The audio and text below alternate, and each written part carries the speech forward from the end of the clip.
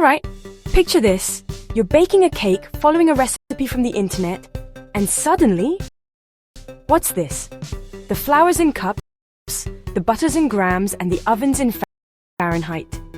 If you've ever had to Google how many grams in a cup or what's 180 Celsius in Fahrenheit, you're not alone. But how did we end up with so many different measurement systems?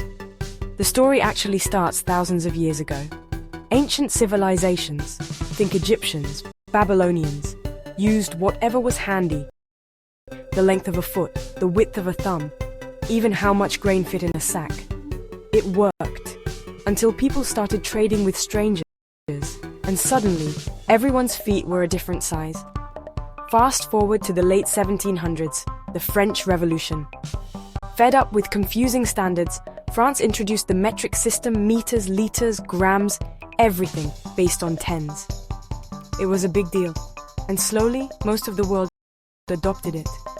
But as you've probably noticed, a few countries, looking at you, UK and the US, still use imperial measurements like inches and miles. So, what's the deal with conversion factors? They're the magic numbers that let you switch between systems.